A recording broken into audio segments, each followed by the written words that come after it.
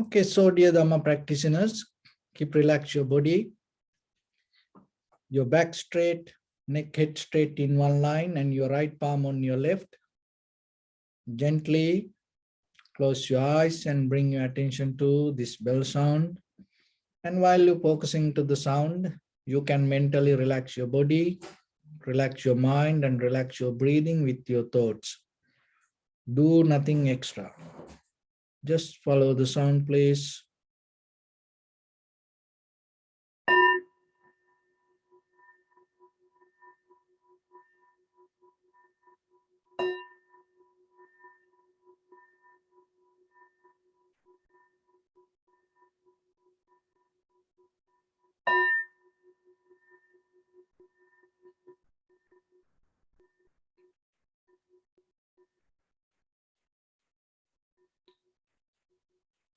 Namo tassa bhagavato arahato samma sambuddhassa. Namo tassa bhagavato arahato samma sambuddhassa. Namo tassa bhagavato arahato samma sambuddhassa. Homage to the Blessed One, the Exalted One, the fully enlightened One. So, dear Dharma practitioners, in these ongoing meditation sessions, we mainly try to develop a good foundation with tranquility meditation and vipassana meditation. So in the beginning, we follow a structure. And through that structure, as practitioners yourself, you can be more comfortable in the beginning. And once you develop yourself the technique, and you have to remember you become your own master. And at the same time, this meditation is not for everyday practice. Why you have to practice every day? There is a certain level you have to develop and you have to end the practice. You have to come to a point to reach to the wisdom. And once you have the wisdom, you have to live with the wisdom. So don't addict to practice. You know, it is okay for a certain level to practice. Learn. But don't sit to learn. It is only for beginners. So that all the practitioners that here I can see, we sit every day, most of time. So it is good. So then you have to come to a point to sit, to brush up yourself and advance yourself, to clean yourself. And at the same time, you have to see that development within yourself. And there was a mother telling to the child many times not to do it. The child doing some work. And then there was one of her friend visiting her house, and then while they were having a discussion, this child came and started to do whatever the mistake. Then the mother got mad in front of the friend. Now she feel kind of like disappointed, and she told, more than 100 times I told you not to do this. Why are you doing this? Can't you understand? You have, then the mother start to tell, you have to send to a different school maybe. You don't learn anything. So like that, she trying to slowly push all the the mistake towards the child. And the friend told, listen, if you told 100 times to that child not to do, still if the child keep doing it, maybe something wrong with the way you telling. That's why the child cannot understand maybe. So it is better you learn how to say something. So there's a lesson inside that. So you have to remember yourself. And I am here not to teach you, because I cannot teach like that. So here that I'm trying to, throw some kind of informations, and maybe it's not going to apply for each and everyone. And like that mother 100 times after I told, I'm not going to tell, why you don't learn this. No. So then yourself, you have to remember, you become your own master. If something doesn't work inside you, even as with the tranquility state, even with the primary mental object, even about the vipassana, then you have to look into yourself, why this doesn't work with me? What I am listening?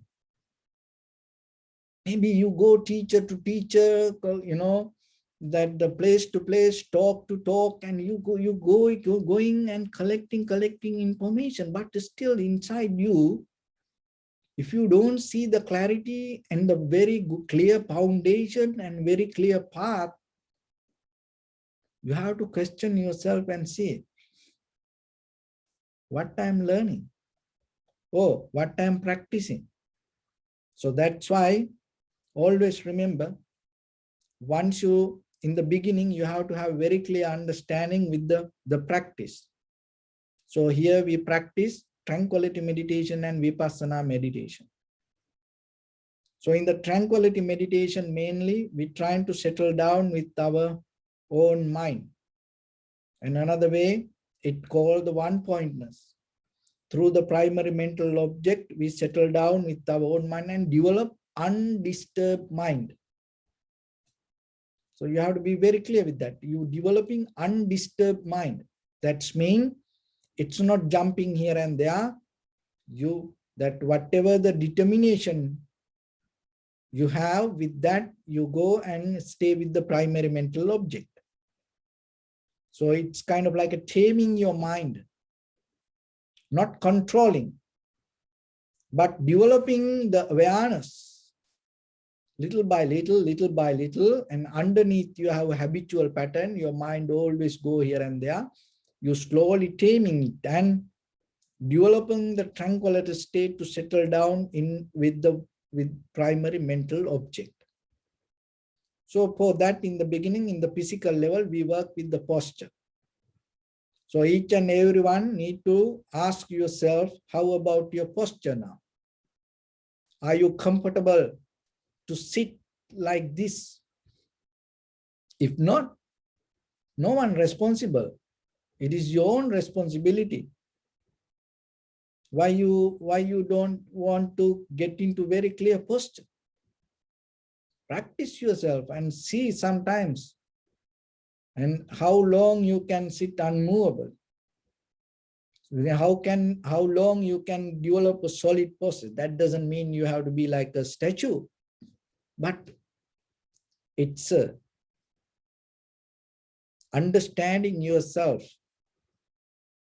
and how you can tame and how you can go beyond the ordinary current and developing a mental physical discipline. That's it. Because once you get it, you are the one who's going to have benefit out of it. So then in the very first level, you settle down with the posture. And from there, you develop the primary mental object, settle down with that tranquility state. You cannot make a mistake out of it. In front of your nose and your upper lip area, you find the sensation. And there are many ways you can get the primary mental object, like observing the movements of your lower belly area, or the chest, or the shoulders, or the entire body. Those are different methods. Not different schools have different interpretations. But for now, settle down with the why we come to the in front of our nose and our upper lip area. The very reason is that is the most subtle, difficult place to practice. That's why. So if we go to the we try to reach to the higher. We not look for the lower path or the easy ways. We just we keep going to the best place. Because in case if you come to the point to recognize the sensation in front of your nose and your upper lip area, it's guaranteed you can settle down with any sensation anywhere in your body. Why? Because this is the most subtle, difficult, hard place to settle down. I know that. So if you go with the lower level, and maybe you feel so good with the moment, but the long term, it may not going to be beneficial for you. But it's different person to person. Anyway, try to find the sensation in front of your nose and upper lip area and work with your posture, moving your upper body back and forth and head up and down, little bit like that. You find the right place. And as you know, that if you deeply, hardly inhale, exhale, you know there's a sensation. So there is a deeper, subtle, sharp sensation happening. So slowly, little by little, bring your attention and find it. So while you find it, remember not to disturb to it. And at the same time, don't interfere with its own natural process. So remember, it is a bodily action. And when you have an unmovable posture, very easily you can get it. And once you settle down with that, little by little, your mind will calm down. And in a certain level, you feel anymore you are not responding to this physical body. And anymore that no any difficulty with the primary mental object. So the mind and the primary mental object integrate and become kind of like a more connective.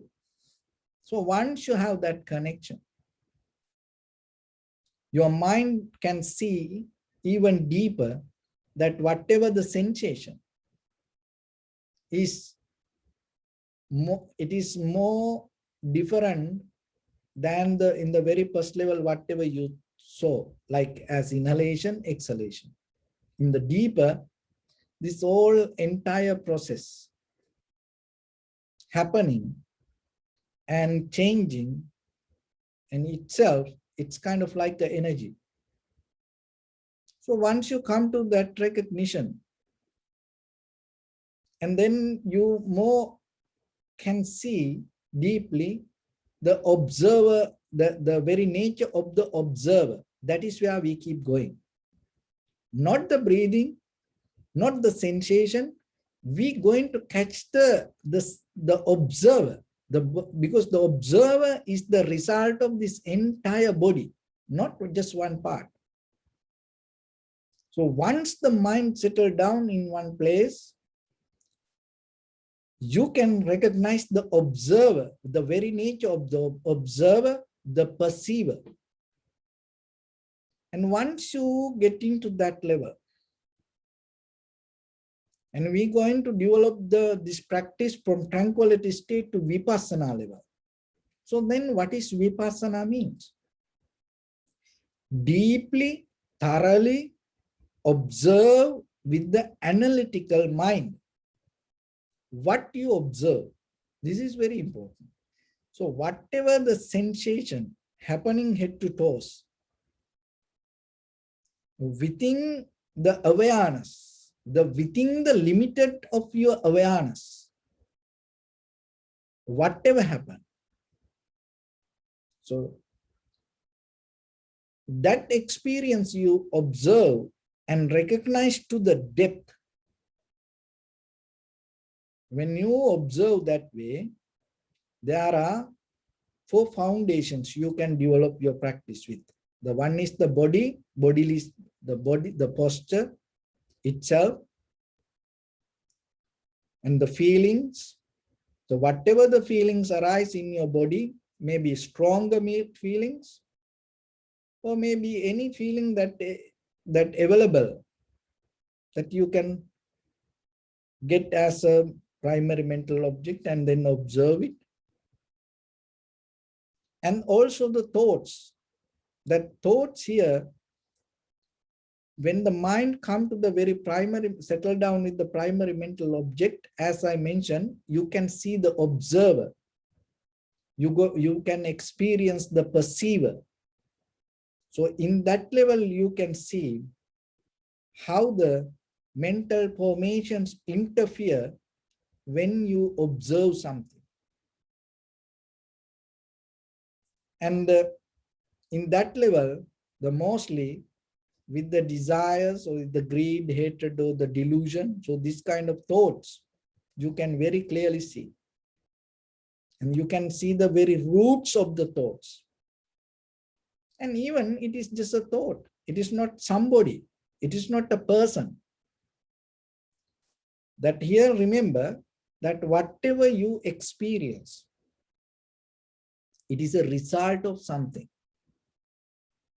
So then you see that connection. You see the thought, and then you see that thought arise because of another thought.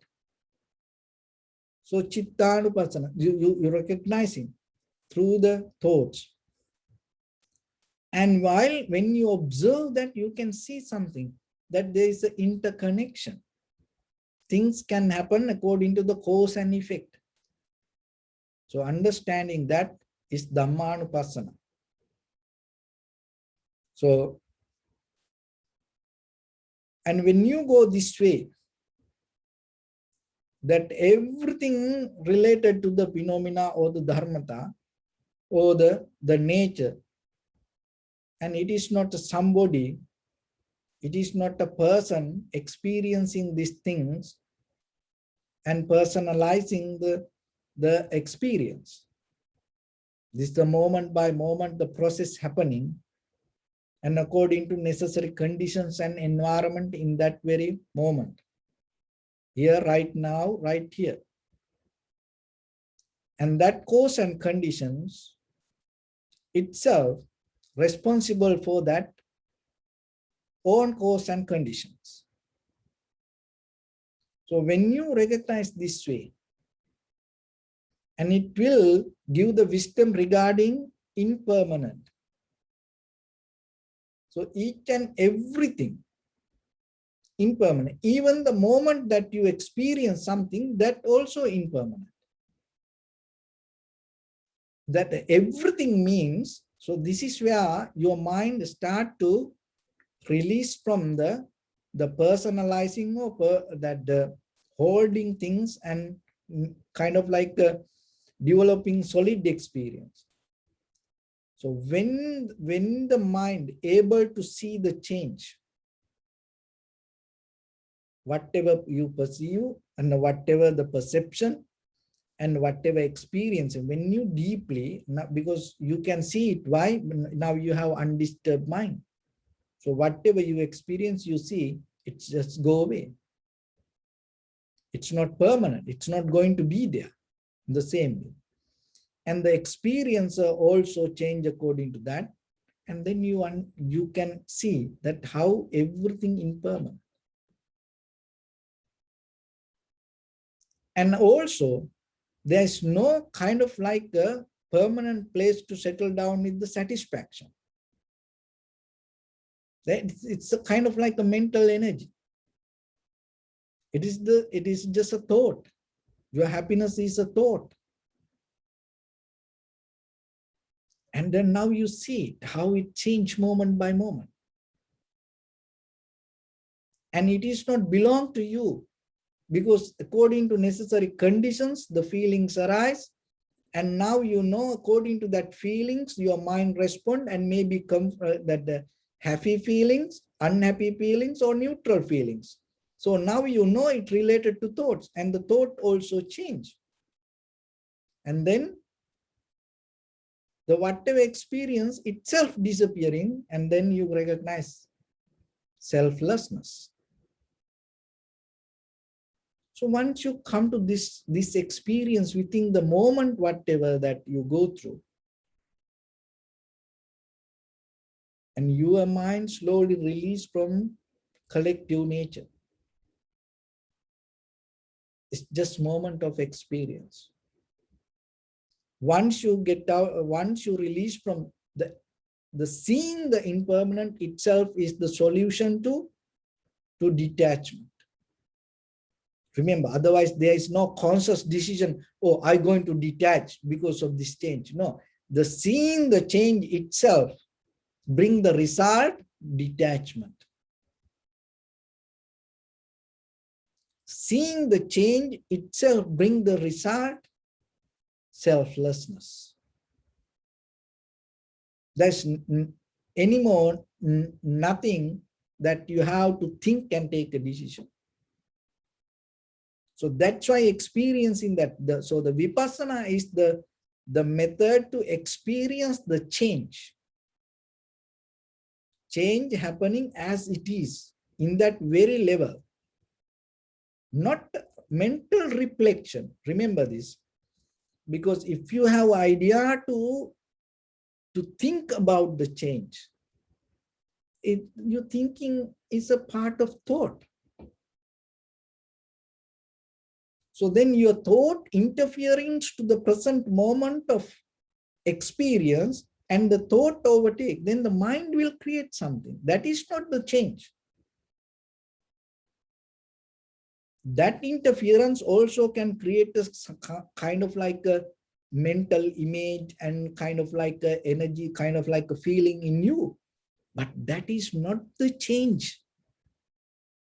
So that's why you have, when you come to the vipassana level, completely drop all the methods, patterns, and the ideas and the knowledge you carried, and completely be open. And see, little by little, whatever you experience, knowingly it is impermanent. Look deeper, look deeper. So like when you see through a telescope, it's a microscope. If you have the intention, what you want to see out of it, maybe when you keep your eye on it, maybe you see that. Why? Because you have the preconditioned mind. But it is not like that. So you keep your eye on the microscope and observe. And so while you observing what you see, this is very important. Catch this very carefully. What you see, not what you think or like that. What you see through the microscope, you don't take as permanent result. You shake it a little bit and look again. And then you're going to see something else. You shake it a little bit and you go deeper, then you see something else. So like that, when you keep looking, keep looking in a certain level, it takes you to the depth. When your observation, analytical mind went to the depth, you look again, again and again and again. Then you know, you experience the depth. It is not thinking. That is what you have to understand. Because mostly that our mind, we go, when we practice meditation, mean we thinking process going inside. No, you have to completely drop that thinking method and bring the observation, develop the analytical method. That is very important. Question, look into yourself, what you experience is a imagination or creation of your mind, or is it really you see something beyond your mind? That is where you need the effort, the energy to challenge what you experience.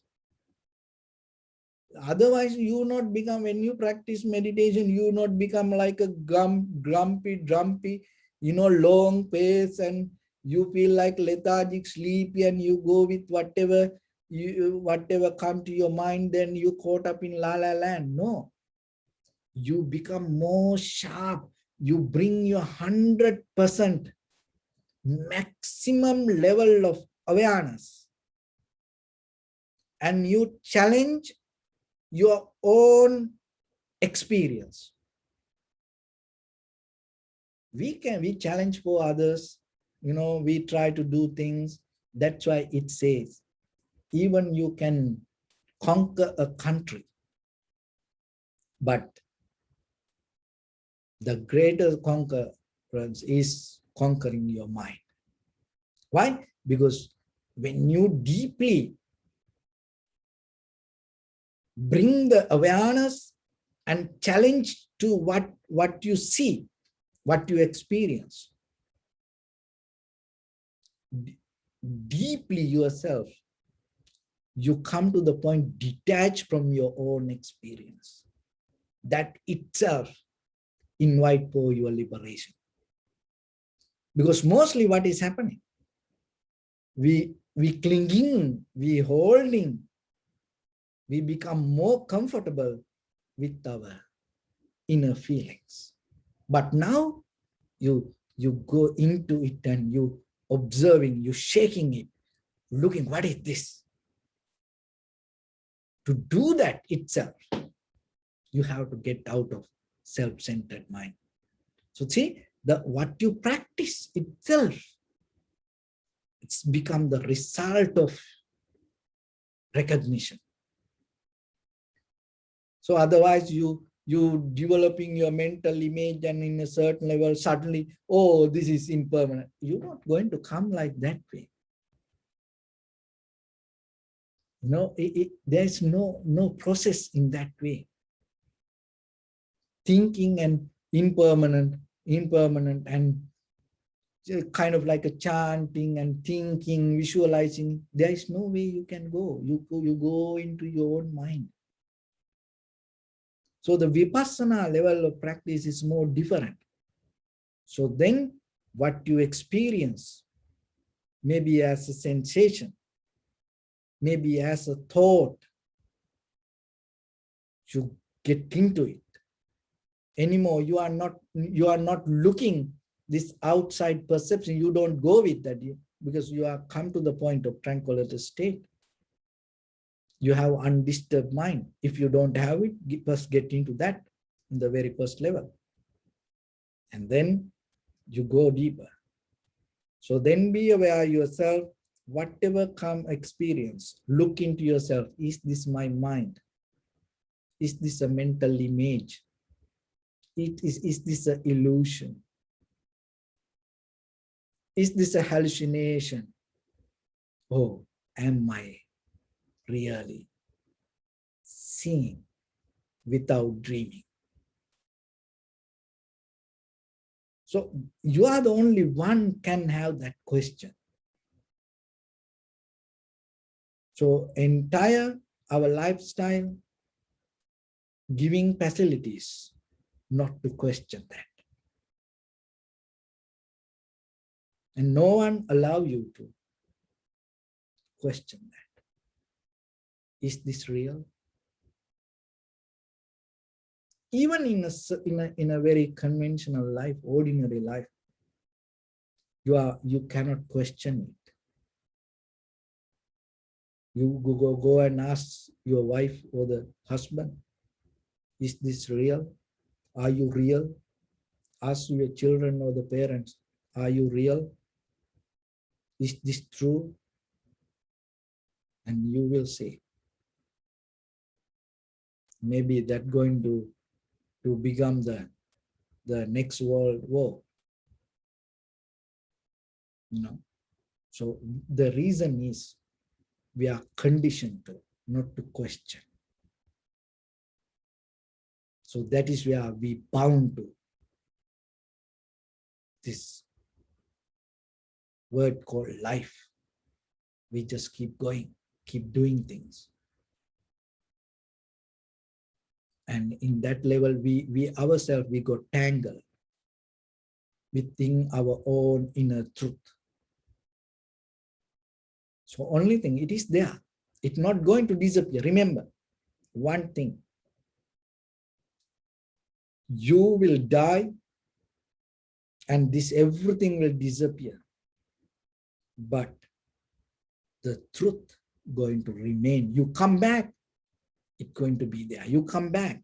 Maybe we take the old imagination, hallucination, mirage. This we take that path, that we take that side, we go with it. We go with it, we'll fight with that, we die with it, but you will come back. The truth going to be there with you. It cannot destroy. It always going to be there. That's why eons by eons after this whole timeline, the Buddha come. Again and again, the people can attain to enlightenment. Why? The truth happening in you. It doesn't matter that your hallucination, your imagination, your desires, your lies, your bias, it's going to be there, but it's not going to be forever. But the truth is there. So it is within yourself.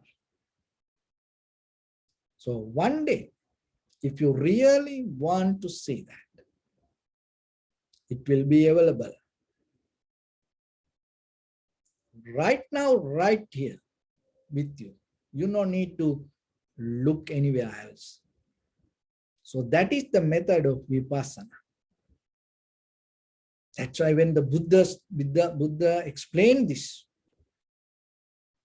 that all other, even the unseen Brahman, that the devas, deities, shattered. And all the gurus that used to depend on samadhi. And it's kind of like mind-blowing that they couldn't understand in the very first level. What is this? We never heard that. So then remember yourself. You are more fortunate than them because you have the opportunity to understand 2,600 years. This itself, the journey itself proved this. And it worked. So it is your opportunity. Only thing is, get out of your laziness. Get out of your imagination. Only you can do it. Remember this, all the difficulties, hardness, suffering, unsatisfaction, it because of your own imagination.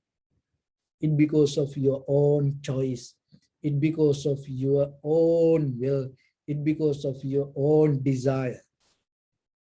When the day you find out that all thoughts, nothing else, that's all thoughts, you will find your inner freedom. Once you have it, the world going to be remain, and day by day it become advanced. So, but still, you're going to be free. That is what we need. So that's why when you come to the practice, The most important part is what you experience within yourself. Don't afraid to challenge for that. Shake it, look into it. That's why when the Buddha attained to the Buddhahood, the very next day he didn't come out and say, "Oh, I'm a Buddha." No, no, he himself again and again reflect on himself and start to look: is this truth? Is this right? What I see, this cause and effect, is it really work? And he used to observe it from bottom to top, top to bottom, and from the middle to up and down. So like that in every way. He just, start to preach. No, he didn't do that. He start to observe himself. So see, even attaining to Buddhahood light. So then that's why when you come to the sensation, even the sensation, remember yourself. When you recognize, look into that, challenge yourself. Is this the sensation? Then, because that the only way you can get out of your own imagination, hallucination, mirage. There is no any other way. For that, you have to have developed certain energy, effort, desire to do so. So that is where your practice going to nourish itself. So then remember, the vipassana is the method of recognition, impermanent, unsatisfactory nature and selflessness within each and every moment of experience. And also with the experiencer. So let's practice a little bit ourselves. And now it is your time to see what you're doing with your own practice. Okay, so keep your back straight, neck head straight in one line. So bring your attention to your whole body and get out of all the thoughts and even the whatever you listen and everything, and just completely be free yourself. And observe head to toes and determine yourself and say, Swapatveva, oh, may I be well and happy. 3 times.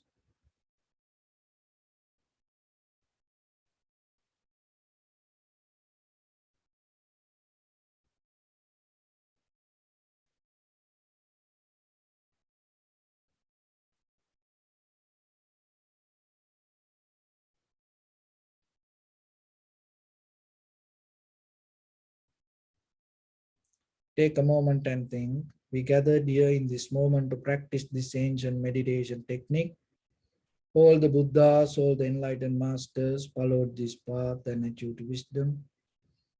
So we also gathered here to accumulate that knowledge. In this moment with this sitting, may my body become more comfortable. May my breath be more smooth. May no difficulties come to me. May all the success come to me. Also think for a moment. This is the last moment we're spending in this very lifetime, and detach your mind from all your past memories and as well as any kind of future thoughts. Just try to remain in the present moment, observing the sensation of your inhalation and exhalation. So in the beginning, deeply and gently, breathe out 3 times and find the sensation in front of your nose and your upper lip area, please.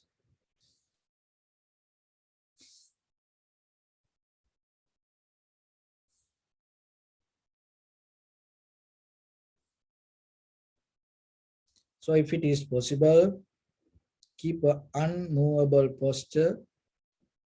Just bring your attention to the sensation of inhalation, exhalation. Don't interfere with it. Just allow it to happen naturally. And while it happens, just recognize inhalation as inhalation, exhalation as exhalation. Through the sensation of it. Do nothing extra.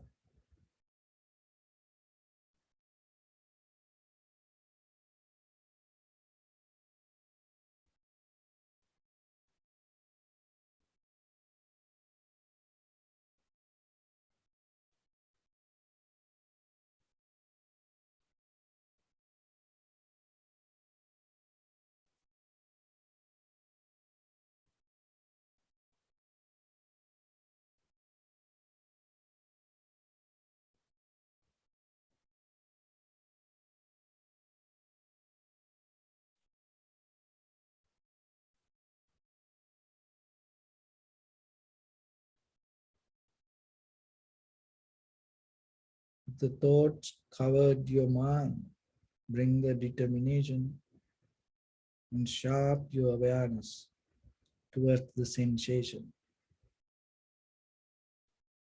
of inhalation and exhalation.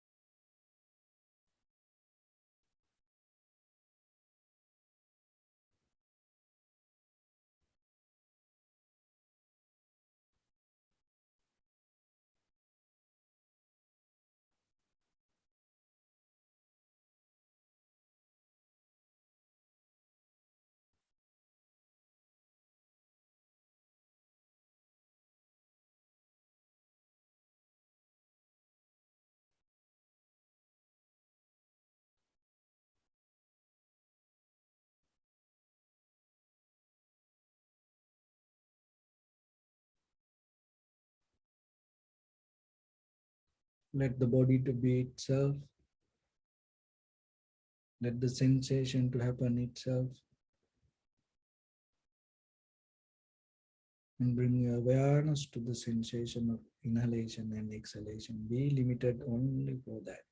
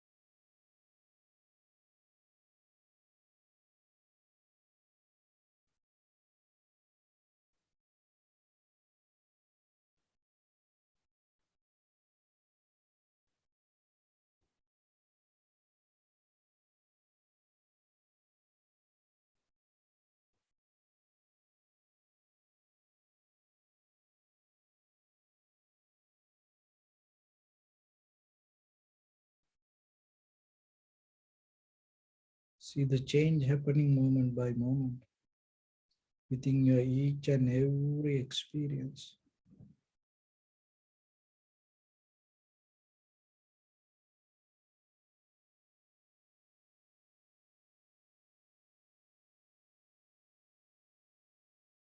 What you experience create the experiencer.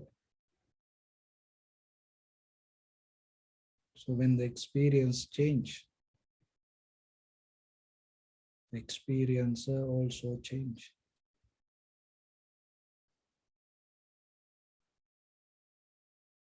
Observe deeply and thoroughly.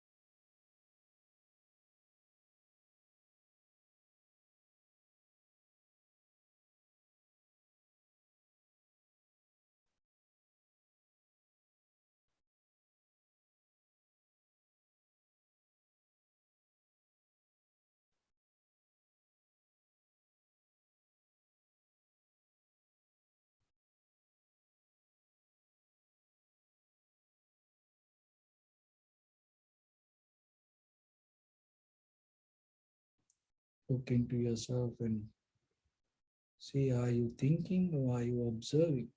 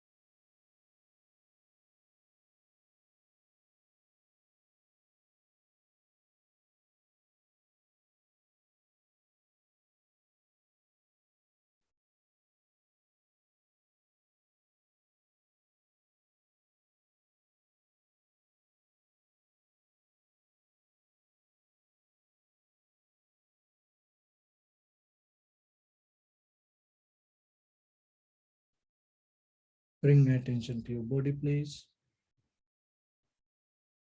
Observe your posture.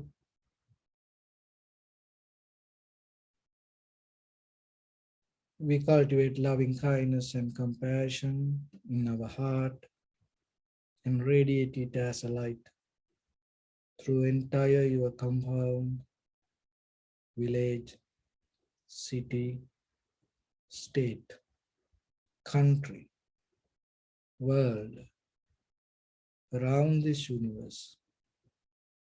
Also, as far as you can, through galaxies, other planets, stars. Reminding yourself like this. May all living beings in this universe be well and happy. May everyone be happy and safe, and may their hearts be filled with joy. May all living beings live in security and in peace. Beings who are frail or strong, tall or short, big or small, visible or not visible, near or far away, already born or yet to be born. May all of them dwell in perfect tranquility.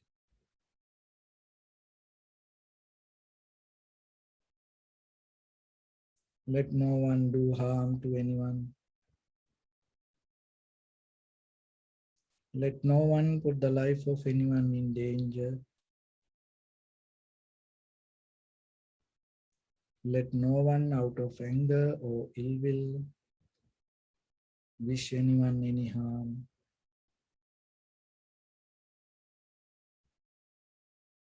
Expand the loving kindness and compassion beginning from your heart forward.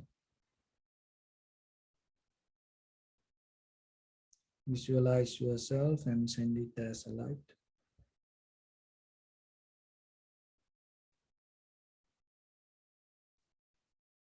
to your backside,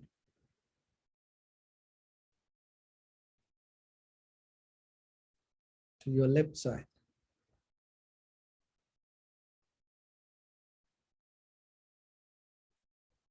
to your right side,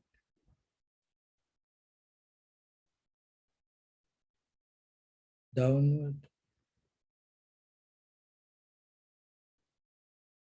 and upward,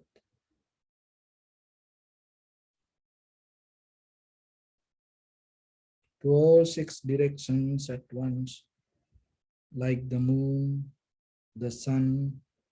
Spread the light, spread the energy without any condition, without any limitation, without any resistance or without any judgment. Let your heart to shine with the loving kindness and compassion from the bottom of it, with the maximum effort to the highest, wishing yourself, may all living beings in this universe realize impermanent, unsatisfactory nature and selflessness.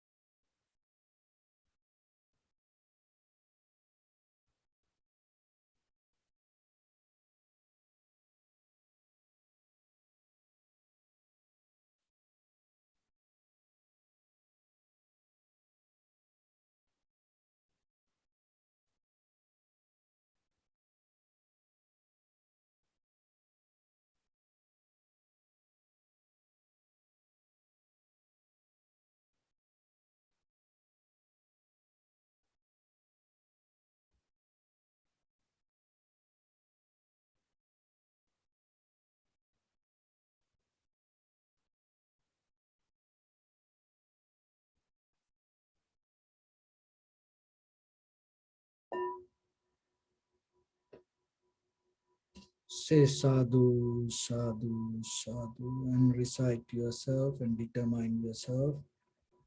We offer this practice to the great qualities of the Supreme Buddha, Dharma, and the Sangha. And by the power of these meritorious activities, may all of us get out of the suffering, impermanent and unsatisfactory nature. And finally, may all of us attain supreme bliss of liberation or the Nibbana. Also, we share these merits with our deities and the guardian angels. May they able to receive these merits and increase their longevity and protect all of you from any kind of planetary influences or any ill effects. Ittavata chammi sampadang punya sampadang sabbe deva numodantu sabba sampatti siddhya sabbe bhuta numodantu sabba sampatti siddhya sabbe satta numodantu sabba sampatti siddhya imaya dhamma anudhamma patipattiya Buddham pujemi dhammam pujemi sangham pujemi attaya imaya patipattiya jati jara vyadhi maranam ha paribunjissami idang me punya kammang asavakkaya vahang hotu sabba dukkha pamuncatu. Bless you.